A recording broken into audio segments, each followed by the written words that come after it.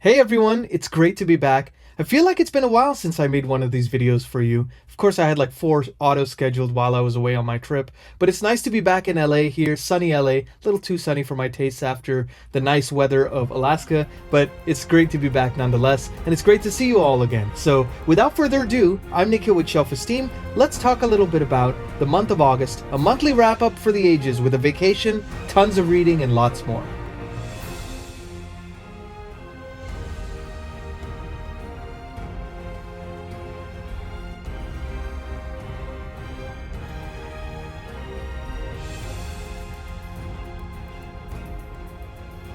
Hey everyone, welcome back to the channel. I'm Nikhil with Shelf-Esteem. I'm a composer, also a booktuber. You can find my music on The Wheel of Time Season 2, His Dark Materials Season 3, and the official Brent Week's companion album for his series Lightbringer, which came out last year. So I kind of wanted to do a little bit of a monthly wrap-up for the month of August, a very interesting and exciting and kind of memorable month for me personally. And I'd love to know, kind of after you watch this video, let me know in the comments how your month went, kind of what you read, anything special happened in your life. Because again, as I always say, I like to make this a dialogue where we speak about the books that we love and the books that we feel other people should read. And then also a lot of other people get to benefit from this community we're growing here on the channel. Let's talk a little bit about the books I read this month. So this month was kind of interesting. I went on vacation a couple different times, which both gave me the opportunity to read and also kind of took me away from a regular reading schedule. But nonetheless, I read 3 pretty chunky books, and I kind of started 2 of them, 2 other books as well. So I'm going to kind of talk a little bit about that. So without further ado, let's dive into the books I kind of read in August. The first book I read when I was still in LA, and that was Brandon Sanderson's Warbreaker. This has been long overdue on my list. I've been wanting to read it for a while now. And I've been trying to make my way through Brandon Sanderson's Cosmere works in anticipation, of course, of the final 5th Stormlight Archive book for this first arc that's going to be coming out on December 6th. So I really wanted to kind of make my way through the Cosmere universe, and I figured what better way to do that than to read a standalone of his, which has been long touted as one of his greats. So I wanted to read Warbreaker, see what the fuss was about. Short answer for Brandon Sanderson's Warbreaker, I really enjoyed it. Would I say it's his best work? I wouldn't say that. Personally, I felt like I didn't connect with the characters in the same way as I connected with, say, Dalinar or Kaladin or Shallan in the Stormlight Archive, or like Vin or Kelsier in Mistborn Era 1. Even Wax and Wayne, to a certain extent, really grew on me throughout the course of Era 2 series of Mistborn. I didn't feel the same way about Warbreaker, but I absolutely love the concepts presented, and I also really like the magic system, the color-based magic system. So I really found that kind of intriguing. I really enjoyed it. So, I'm really glad I read it. I wouldn't say necessarily that it's, like, for me personally, a must-read Sanderson.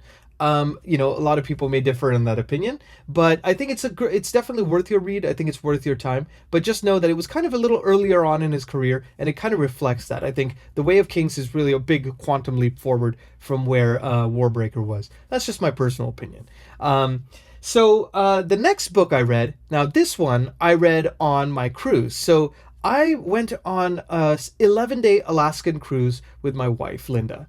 And, we kind of made it a honeymoon trip and then also my 40th birthday all wrapped into one. So it was just really nice to unplug. We went on Princess Cruises, and it gave plenty of opportunity to read, eat some good food, and see beautiful sights like this, We took a plane ride over Glacier National Park. I mean, look at this beauty, It was really the perfect place to read some of these books that I'm going to mention here. So I kind of wanted to just show you what this looks like because, some of these cruises are kind of inexpensive, and you really can kind of get the most out of your experience by booking like one splurge excursion and then kind of doing some hiking trails around, doing some free activities around. So always recommend, taking time out for yourself. And I'm really glad we did. I hadn't taken a vacation like this in probably 8 years. So it was long overdue for me. So really was nice to connect, kind of away from the daily minutia of life, just kind of reconnect with my wife and just kind of enjoy this peace and presence together. So without further ado, these next couple of books are the ones I actually got a chance to read on this cruise. The first one is Different Seasons by Stephen King. So this one was, I put a community poll on my community post about which Stephen King book I should read and review next. And boy, am I glad you guys chose this one, because what a banger of a book. I mean, this is 4 novellas. One is Rita Hayworth in The Shawshank Redemption, better known as The Shawshank Redemption, which was an adaptation, a fantastic film if you haven't checked it out. Then there was Apt Pupil, which I believe was a film as well in the late '90s, if I recall correctly. Let me know if I'm mistaken on that. And then there was a third one, which was The Body, which was actually adapted into an '80s movie called Stand By Me, which I've also heard really great things about. I haven't actually seen the movie. I wanted to read the adaptation before I did. And then the fourth one is The Breathing Method, which is a sort of like a story within a story, without giving anything away. And I gotta say, every single one of these resonated with me. If I had like a favorite, I would probably choose Apt Pupil, because I just could not stop turning those pages. I felt like the analysis of, kind of people's fascination with the horrific nature of what the Germans did to the Jews in World War II and the concentration camps and everything like that. Stephen King really plays on the idea of morbid curiosity and the price that we pay as human beings for that. And he kind of puts it through the eyes of a boy. And I just love that story. It was deeply disturbing to read, honestly, but man, well worth it. And every single one of these is a banger. So I'm going to do a proper dedicated review for this, because I think this is a necessary read on any Stephen King, aficionados reading list. So this was the first book I read, and it was pretty chunky, as you could tell. So it definitely took me some days to go through it. And, amidst all the buffets and the beautiful views, I had to take some time here and there to kind of invest fully into this. I'm really glad I did.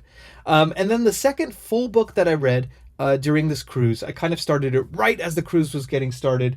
And this has actually been a buddy read. I've been very, very excited and enjoyed reading this book with John from Disquiet and Dragons, who's become now a dear friend of mine and a friend of the channel, and Ellie from Bibbidi Bobbidi Books. We decided to do kind of a buddy read of the third book in the Farseer trilogy, called Assassin's Quest.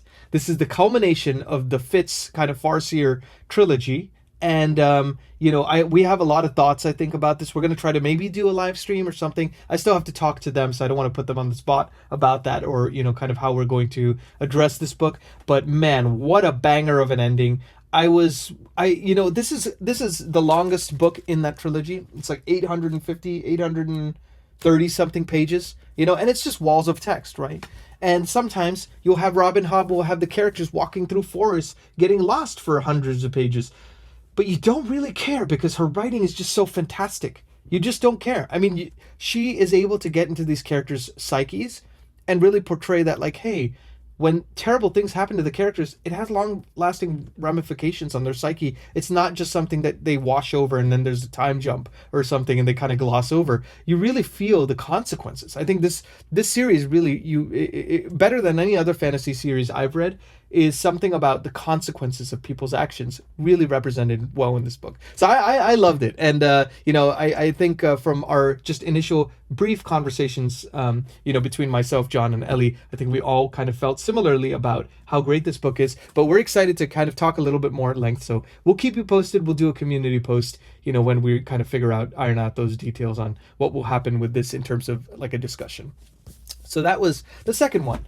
Now, I mentioned I'd also kind of read parts of a couple books. So I was in Alaska, with Linda, and we decided to do something kind of different. And I'm going to actually save the majority of what we got here for a book haul video that I'm going to be posting. Instead of going to Alaska and getting like just mugs or hats or, like kind of regular, obvious choices for souvenirs, we decided to go to local bookstores and support local bookstores and get stuff that is related to the place we had visited, which was Alaska. And so I got, as one of my books, James Michener's Alaska. I knew nothing about this. I'd only heard of the author. I have only heard that he had worked on, a couple of different books. One is on Texas, one is on Hawaii. I've seen them kind of at used bookstores and stuff like that, but I've never really paid much attention. But I thought, hey, this is the best way to kind of support a local bookstore and get something to read on the ship that is very much on the nose of where we are. It's kind of fun to do that. I mean, we were floating down this fjord in the morning, and there are glaciers everywhere. And I'm just sitting there drinking coffee and reading this book. And what a better way to do it than to experience it kind of through that lens. So that was really kind of a fun way to experience this book. I'm about 100 pages in, and I got to say, this is going to be, if this continues in this way, it's going to be up there with Shogun, which I read earlier this year. This book is riveting from the get-go. I don't know how he does it, but it's very interesting. He kind of starts with how Alaska was formed, over like from a billion years ago, and the Earth is being formed, all the way to Alaska's kind of current position. He starts telling a story from the POV of a woolly mammoth and her family, and suddenly they're being attacked by this strange species that they've never seen before, and it ends up being humans. Then suddenly the POV switches to early day humans. I mean, what a phenomenal way to kind of weave character development and kind of like switch between POVs and make you feel like you're witnessing Alaska evolve in real time. So I'm at a point where it's just like 29,000 years ago. So, and I think it's supposed to go up to like the 1950s. So quite an ambitious work, and I am so excited to have discovered James Michener totally by fluke, and I'm really excited to be able to read this over the coming months. This is one I'm going to digest slowly because I have other stuff I wanted to read. This was not in the cards, and it's like 1,100 pages. So, and 1,100 pages with font like this big, right? So it's definitely not something I want to rush. But, if I want to remember my honeymoon at any point now, I can remember how it felt to get this book with my wife and just kind of sitting up there on the deck and reading and experiencing this. So I'm looking forward to continuing the, kind of the journey here. I'm only at 10%, so I still got a way to go, but I'm looking forward to kind of enjoying the ride. If you've read this, by the way, let me know in the comments, because I would love to know, if you've read anything else by James Michener, if you've read this, if you've been wanting to read it, and if you haven't, what are you waiting for? You got to check it out. I promise you'll like it. So this is one that I kind of got a little bit of the ways through. And then the second book, I actually listened to this on audio, which is a little bit new for me. I always have trepidation listening to something on audio because I just don't get as much out of it as I do reading a physical book or reading on my Kindle. So I just was kind of feeling trepidatious about that. But I'm really glad I picked up this book because this book is phenomenal. Guy Gavriel Kay's The Lions of al-Rassan. So I got this recommendation from the wonderful Josh at Red Fury Books. I'm linking his channel down below as well. He had done a video featuring the kind of the best book, fantasy book of the 21st century, and he graciously included me and some other booktubers as well. I'm linking that video down below as well. But he had recommended, The Lions of al-Rassan as a good starting point for GGK. And I'd heard this author is like an author's author. The prose is beautiful, his worlds are imaginative, and he's really good with character. So kind of checked all my boxes, right? So I really wanted to read his work, and I kind of was intimidated because I didn't know where to start. Josh graciously pointed me in the right direction, and man, what a book. I'm like a third into it already, and even with the deficiencies I have in terms of paying attention to audio, I was riveted towards this. Yeah, I was like working out, I was going for runs on the treadmill in the gym every morning, and there's glaciers all around. There's like panoramic views, and I'm listening to medieval Spain kind of a setting, and it was kind of an interesting juxtaposition to be perfectly honest. But I thoroughly have been enjoying the ride, and I feel like it's one of the more unique kind of books that I've read. It's almost got a historical fiction element to it, so I've been loving it. I'm excited to read more GGK. I think that's one I'm going to continue on into September. And speaking of which, I'm going to definitely be doing a September TBR video, so stay tuned for that as well. But that's everything I read, and kind of going to be bleeding into next month, and just a little bit about what happened to me this month, because it's been a wonderful, relaxing month. I also mentioned in another video that I'd gone on another trip that ended a couple days before that Alaska trip started. This is very new for me, by the way. I never take vacations, so it was like anything I do, I always do to the extreme. If I'm going to do a booktube channel, I'm going to do 3 videos a week, even when I'm gone, And if I'm going to work on music, I'll work 100 hours a week on music, And then if I'm going to take a vacation, why not take 2, right? So I'd gone with a few college friends for my 40th birthday, and we had gone to Vancouver. And it was just a lovely time with those guys.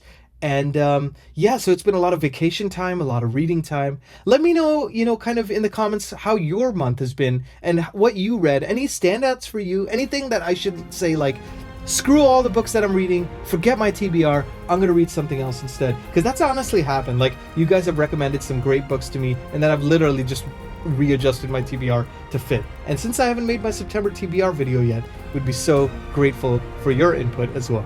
So with that, please like and subscribe if you like this kind of content, and let me know what you think of the video, what I could be doing better, and how I can keep making this an inclusive community, because that is the point of this channel, that is the point of BookTube in my opinion, and that's the fun of BookTube. So with that, please be good to yourselves, please be good to each other. I will see you very shortly back to our regular scheduled programming. Take care.